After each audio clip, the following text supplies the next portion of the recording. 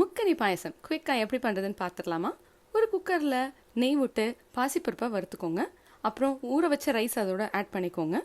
கூடவே தண்ணியும் பாலும் கலந்துட்டு நல்லா குக்கர் போட்டு 4 விசில் வர அளவுக்கு வேக வச்சுக்கோங்க.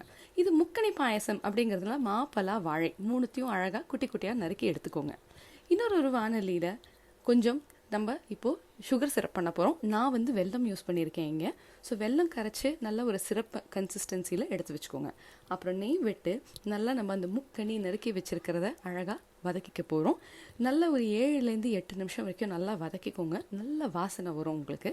அது உங்களுக்கு வதக்கும் போதே தெரிஞ்சிடும். நல்லா சிம்மில் வச்சு வதக்கிக்கோங்க, இல்லைனா அடி பிடிச்சிரும்.